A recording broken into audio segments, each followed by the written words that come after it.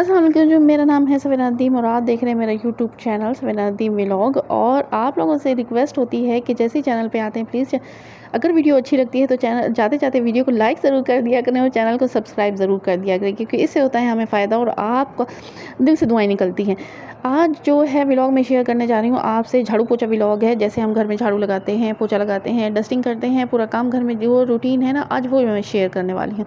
तो सबसे जैसे मैं पहले उठती हूँ तो अल्लाह पाक का एहसान है, नमाज़ पढ़ने के बाद बच्चों को स्कूल भेजने के बाद मैं थोड़ी देर बैठ के दोबारा चाय पीती हूँ। 1 कप जो मैं एक्स्ट्रा बनाती हूँ अपने लिए, तसल्ली से बैठ के चाय पीती हूँ। चाय पीने के बाद मैं वापस अपना काम शुरू कर देती हूँ। छोटा सा बेटा है मेरा साथ, और उसको फिर मैं फ़ीडर बना देती हूँ या कोई ऐसी खेलने की चीज़ दे देती हूँ। अक्सर उसको ज़्यादातर पसंद है ये जो हम पेजेस से जहाज़ बना के देते हैं, वो बस बोट बना दी, जहाज़ बना दिया, टब के अंदर वो मैं इसको चीज़ें डाल देती हूँ तो वो खेलता रहता है, वो अपने खेल में मगन हो जाता है। टीवी हमारे पास लगा हुआ नहीं है तो मैं वापस काम करना शुरू हो जाती हूँ। सबसे पहला काम मैं जो करती हूँ घर की सफाई में, अपने तीनों कमरों में से मैं चीज़ें उठाती हूँ। मतलब वो जैसे खिलारा फैला होता है ना कि सुबह घर से अवाम ने निकल जाना है तो उस टाइम जल्दी जल्दी निकल के तौलिया यहाँ फेंका, ढक्कन वहाँ फेंके, चीज़ों का ये जो खिलारा फैल जाता है, सबसे पहले मैं वो उठाती हूँ। क्योंकि अचानक सम टाइम ये होता है कि आपने सफाई आपकी अधूरी होती है, कोई ना कोई आ जाता है सुबह-सुबह। आज मेरे साथ यही हुआ है कि अभी तक मैंने घर की सफाई की नहीं थी। साथ वाली औरत, पहले उसकी बेटी आती है,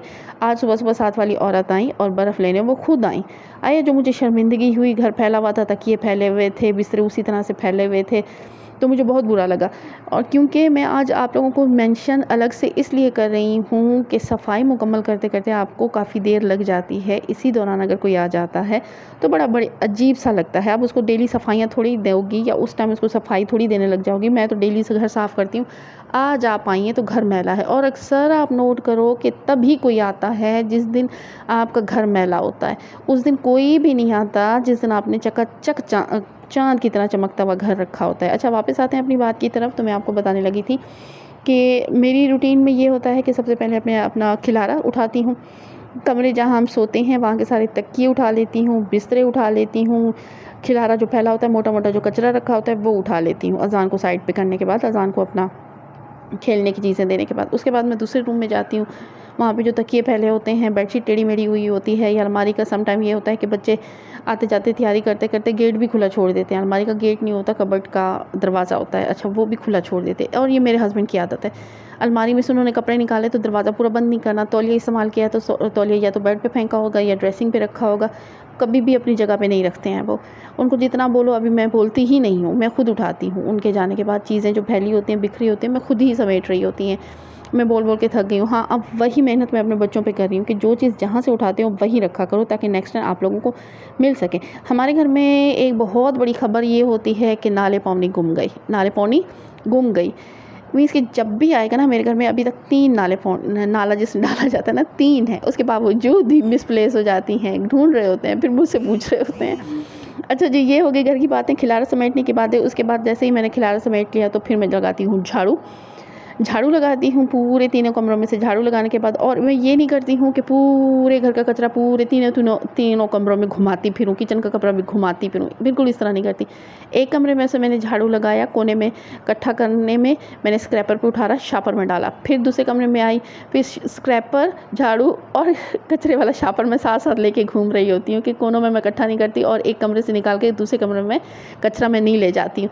फिर उसके बाद मैं क्या करती हूँ, दूसरे कमरे में से झाड़ू लगाया और वही सारा कचरा स्क्रैपर के साथ शापर के अंदर। फिर तीसरे कमरे में झाड़ू लगाया, स्क्रैपर से कचरा उठाया शापर के अंदर। ये हो गई तीनों कमरों की सफाई। उसके बाद जाके साइड पे कोने में रख दिया शापर मैंने, जहाँ पे कील लगाई हुई है वहाँ पे लटका देती हूँ और बच्चे फेंक आते हैं। और कचरे वाला मैंने लगाना था, लेकिन उससे पहले मैंने सोचा वो 300 लेता है तो छोड़ो, बच्चे ही साइड पे फेंक आते हैं, 300 क्या बर्बाद करने। अच्छा जी, सफाई हो गई। अब आती है पोछे की। तो पोछा जो मैं घर में लगाती हूँ वो मैंने 2 रखे हुए हैं। एक किचन का पोछा अलग से है, और रूम का जो 3 रूम है उनका पोछा मैंने अलग से रखा है, क्योंकि किचन में ऑयल होता है तो वो पोछा जब मिक्स हो जाता है तो वो फर्श साफ़ नहीं होता अच्छे से। पोछा जो मैं लगाती हूँ वो खुशबूदार पोछा लगाती हूँ। वो किस तरह लगाती हूँ कि मैं अपने ये जैसे टब के अंदर मैंने पानी डाला, उसके अंदर मैं हल्का सा शैम्पू डाल देती हूँ, ज़्यादा ज़ाया नहीं करती हूँ। आप लोगों ने ये मत नहीं करना कि ढक्कन के ढक्कन ही डालती रहें, ऐसा कुछ नहीं करना है। सिर्फ इतना सा करना है कि उसमें से थोड़ा सा जो पानी है ना वो खुशबूदार हो जाए, बस इतना सा। झाग वाग नहीं बनानी है, ये मत समझ लेना कि शैम्पू ज़ाया करना है, बस हम टिका टक लगाएं उसमें शैम्पू डालें और घर में पोछे लगाती फिरें, हरगिज़ नहीं करना, सिर्फ खुशबू के लिए। अच्छा, खुशबूदार पोछा बन गया। अगर आपने जरासीम आँख पे बच्चे छोटे हैं, रीढ़ने वाले हैं, और अक्सर बच्चों को जितना भी हम समझाते रहें कोई चीज़ नीचे गिर जाती है, बच्चे फिर भी उठा के खा लेते हैं, क्योंकि वो बच्चे नहीं समझते हैं। तो अगर आपने बच्चों वाला घर है तो उसमें नमक डालें, हल्का सा सिरका डालें और थोड़ा सा ये जो डेटोल होता है वो डालें, अगर आपने जरासीम भी हटाने हैं तो। लेकिन मेरे बच्चे माशाल्लाह से बड़े हैं, अज़ान भी उसको इतनी समझ है कि मैंने नीचे बैठना है तो क्या करना है क्या नहीं करना है, लेकिन फिर भी वो ऐसी हरकतें बच्चों वाली कर ही देता है। 3 साढ़े 3 साल का बेटा है मेरा। और उसके बाद मैं क्या खुशबूदार पोछा लगाने के बाद फिर मैं चला दे पंखा तेज़ कर देती हूँ। पंखा खैर पहले स्लो होता है, और लेकिन जब मैं झाड़ू लगाती हूँ पंखा बिल्कुल बंद करके झाड़ू लगाती हूँ। पोछे के टाइम पे मैं पंखा चलाती हूँ जब तक पोछा सूख नहीं जाता। पहले तो बच्चे स्कूल में होते हैं, लेकिन किसी को आने की इजाज़त नहीं होती, क्योंकि पोछे पे पाँव रखना बिल्कुल मैं गुनाह समझती हूँ। मैं कहती हूँ अगर कोई पोछे पे पाँव रखते हुए आया तो मैं पाँव मरोड़ दूँगी।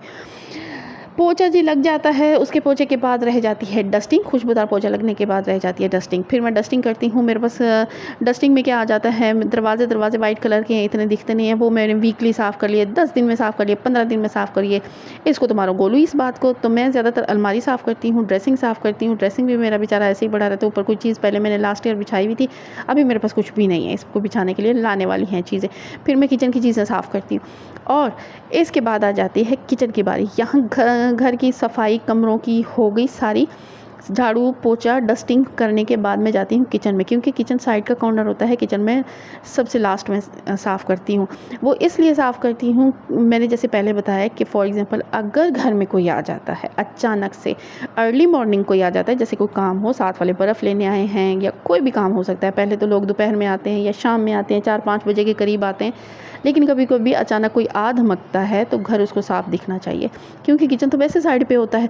ये तो नहीं है कि वो आते ही आपके किचन में घुस जाएगा, उसने तो आना है या आपके लिविंग रूम में बैठना है या आपका जो फ्रंट पे रूम है उसमें बैठना है।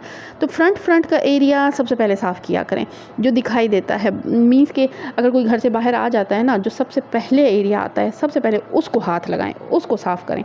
तो मैं पूरे घर की सफाई करने के बाद सबसे लास्ट में जाती हूँ किचन में, और किचन में सबसे जाते हुए पहले मैं कोई बर्तन नहीं धोती हूँ।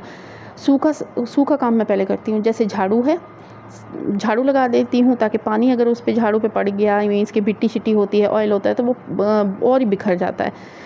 सबसे पहले मैं झाड़ू लगाती हूँ। झाड़ू लगाने के बाद चीज़ें अलट पलट करती हूँ, मीन्स कि यहाँ की चीज़ें वहाँ, वहाँ की चीज़ें यहाँ, जैसे रखी होती हैं काम के टाइम पे हम रखते चले जाते हैं। चीज़ों की अरेंजमेंट करती हूँ, ऑर्गेनाइज़ करती हूँ। मेरे पास आप किचन में देखने में ज़्यादातर ऑर्गेनाइज़र नहीं है, 2-4 गिनी चुनी सी टोकरियाँ हैं, उसी में भर के मैंने बर्तन रखे होते हैं। अब मैं सोच रही हूँ कप के हैंडल टूट जाते हैं अक्सर रखते हुए टोकरियों में, तो मैं एक अलग से टोकरी सिर्फ कप के लिए ख़रीदूँ। तो आप मेरा किचन का विज़िट कर लेना मेरे व्लॉग में। तो मेरे पास ऑर्गेनाइज़र वगैरह नहीं है, जो एक स्टील के स्टैंड आते हैं बर्तन बिठाने और सजाने के लिए, वो मेरे पास बिल्कुल भी नहीं है। लेकिन अब मेरा इरादा है इंशाल्लाह ताला मैं ख़रीदूँगी आहिस्ता चीज़ें। तो किचन में जाने से पहले हो गया झाड़ू और चीज़ों की शफलिंग, यहाँ से वहाँ सेटिंग हो गई। सेटिंग होने के बाद मैं फिर उसके बाद मैं धोती हूँ बर्तन में से जो कचरा लगा होता है वो मैं हटा लेती हूँ सादे पानी से। बर्तन साइड पे लगती चली जाती हूँ। जैसे कप में अगर पत्ती पड़ी है, देगची में अगर पत्ती पड़ी है, या सालन थोड़ा सा लगा हुआ है, तो वो खाली पानी से मैं प्लेटें साइड पे रखती चली जाती हूँ। उसके बाद साबुन से धोने के बाद बर्तन रख जाती हूँ। जैसे ही बर्तन झड़ जाते हैं मैं बर्तन लगा देती हूँ जहाँ जिस टोकरी में रखने होते हैं। ये हो गया किचन साफ़। शेल्फ़ एंड में साफ़ करती हूँ मैं, वाइपर से कर लिया या साबुन से हल्का सा झाग लगा ली, उसको फुल निचोड़ के शेल्फ़ वगैरह साफ़ कर देती हूँ, और फिर एक सूखा सा कपड़ा लगा लेती हूँ। ये होगी सारे पूरे घर की सफाई।